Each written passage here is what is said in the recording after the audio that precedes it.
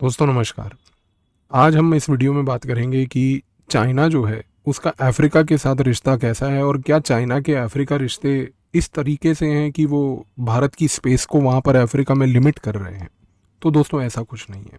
चीज़ को समझिए कि चाइना अफ्रीका को किस नज़रिए से देखता है और भारत अफ्रीका को किस नज़रिए से देखता है। दोस्तों जब हम चाइना की बात करें तो चाइना की एक सिंपल पॉलिसी ये है कि अफ्रीका उसके लिए एक रिसोर्स पॉइंट ऑफ व्यू से सबसे महत्वपूर्ण ब्लॉक ऑफ नेशंस है। दोस्तों अफ्रीका के सारे कंट्रियों के साथ चाइना के रिश्ते बड़े गहरे हैं। ये बात में कोई हिचकिचाने की चीज़ नहीं है।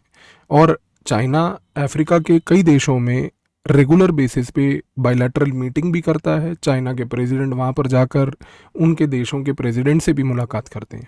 पर दोस्तों हमें दो चीज़ें समझनी है कि आज अफ्रीका के हर एक देश को चाइना सिर्फ और सिर्फ उसके मिनरल्स, उसके इकोनॉमिक रिसोर्स के नज़रिए से देख रहा है। दूसरा, अफ्रीका चाइना की बेल्ट एंड रोड इनिशिएटिव का एक बहुत महत्वपूर्ण पार्ट है। लेकिन अब आपको ये चीज़ समझनी है कि ये बेल्ट एंड रोड इनिशिएटिव जो चाइना ने अफ्रीका में बनाने की कोशिश की है, इसमें चाइना ने सिर्फ अपना ये फ़ायदा देखा है कि कैसे उन रिसोर्सेज को मैं अफ्रीका से निकाल कर फटाफट अपने पास पहुंचा पाऊँ। अफ्रीका आज की डेट में अगर चाइना से कनेक्ट होता है तो वो सिर्फ मैरीटाइम लेवल पे कनेक्ट होता है, क्योंकि समुद्री इलाके से होते हुए चाइना को अफ्रीका जाना पड़ेगा और वहाँ से जो भी रिसोर्स है उसको लेके आना पड़ेगा। तो जाहिर सी बात है कि अफ्रीका के अंदर जो भी टेरिटरीज़ हैं, अगर चाइना वहाँ पर आज की डेट में रेलवे बना रहा है, ट्रांसपोर्ट के लिए रोड्स बना रहा है, हाईवेज बना रहा है, तो ये सारा का सारा गेम दोस्तों इसलिए नहीं कर रहा है कि अफ्रीका के लोगों को उससे कोई बेनिफिट मिले। चाइना ये गेम इसलिए कर रहा है क्योंकि उसको ये पता है कि ये रोड्स, ये हाईवेज के थ्रू मैं इन रिसोर्सेज को फटाफट लेके चाइना पहुंचा सकता हूँ। लेकिन यही फ़र्क है दोस्तों इंडिया के नज़रिए को अगर हम देखें अफ्रीका में। ऐसा नहीं है कि इंडिया अफ्रीका को रिसोर्स के नज़रिए से नहीं देख रहा। हम भी अफ्रीका रिसोर्स लेने जाते हैं, हमें भी रिसोर्सेज की रिक्वायरमेंट है, क्योंकि हमारी भी इकोनॉमिक ग्रोथ एक्सटर्नल रिसोर्सेज पे आज भी निर्भर है। लेकिन दोस्तों आप समझने की कोशिश ये कीजिए कि जो अफ्रीका है वहाँ पर हम उन लोगों को एक बड़े अलग नज़रिए से देखते हैं। हम ये नहीं देखते कि अफ्रीका में सिर्फ रिसोर्स लूटना हमारा एक उद्देश्य है। हमारी जो विदेश नीति है उसमें हम अफ्रीका को 1950 से लेके अब तक दो नज़रियों से देखते आए हैं कि हम अफ्रीकन्स को एम्पावर करेंगे और उनके वेलफेयर के लिए डेवलपमेंटल प्रोजेक्ट्स वो अपनाएंगे जो अफ्रीकन्स चाहते हैं। तो फ़र्क समझिए दोस्तों, चाइना अफ्रीका में जाकर एक देश में ये बोलता है कि देखिए आपकी इस जगह से, जहाँ पर मान लीजिए एक खदान है, वहाँ से लेकर इस जगह तक मैं एक रोड या रेलवे प्रोजेक्ट बनाने जा रहा हूँ। दूसरा देश इस चीज़ को लेके बड़ा खुश भी होता है। लेकिन दोस्तों दूसरे देश की सरकार जब ये बात एक्सेप्ट करती है कि चाइना आप आइए और हमारे देश में इंफ्रास्ट्रक्चर बनाइए, उसमें दूसरे देश जो अफ्रीका के हैं ये अपने लोगों से नहीं पूछते कि क्या आपको ये रेलवे या रोडवे प्रोजेक्ट की रिक्वायरमेंट भी है या नहीं। चाइना सिर्फ अपना वो मतलब देख रहा है कि भाई यहाँ से अगर ये रेलवे निकली तो ये रिसोर्स मेरे पास जल्दी पहुँचेगा।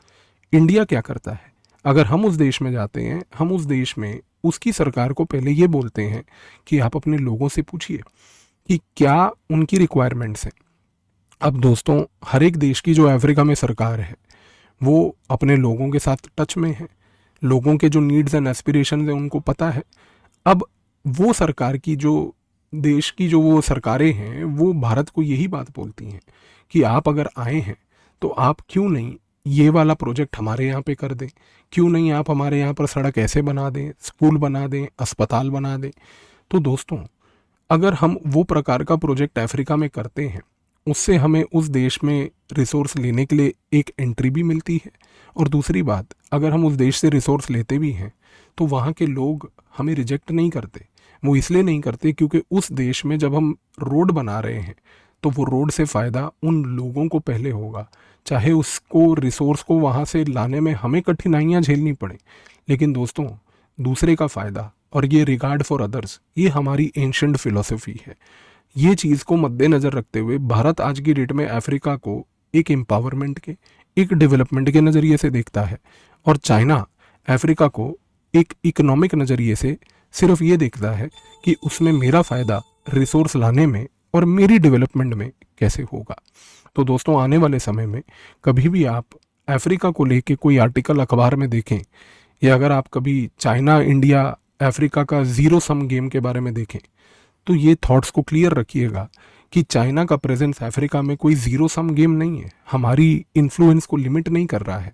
साधारण सी बात ये है कि अफ्रीका में चाइना का गेम अलग है, हमारा गेम अलग है। दोस्तों अन अकेडमी में हमारे साथ जुड़िए। 1 आउट ऑफ एवरी 3 सिलेक्शन 2022 में अन अकेडमी से हुए।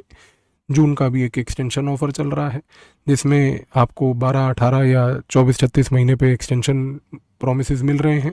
साथ ही में ये अन अकेडमी का यूपीएससी प्रॉमिस है दोस्तों, जिसमें आपको हम PAVIS कोड के प्रयोग करने से प्रीलिम मेंस इंटरव्यू तक की गाइडेंस देंगे।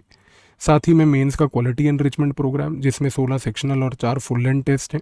दोस्तों ऑल स्टार बैच इंग्लिश वाला और लक्ष्य बैच हिंदी वाला PAVIS कोड के प्रयोग से आप ज्वाइन कर सकते हैं। किसी प्रकार की सहायता की ज़रूरत हो तो दिए गए नंबर पे आप हमें संपर्क करें, हमारी टीम मदद करेगी। और दोस्तों ये हमारे ऑप्शनल्स हैं हिंदी इंग्लिश बाइलिंगुअल लैंग्वेजेस में, जो PAVIS कोड से आप ज्वाइन करके इनकी लाइव क्लासेस को एक्सेस कर सकते हैं। और किसी प्रकार की अगर आप प्रिपरेशन दिल्ली में करना चाहते हैं तो अन अकेडमी के सेंटर पे PAVIS कोड से आपको 25% का डिस्काउंट मिलेगा। धन्यवाद।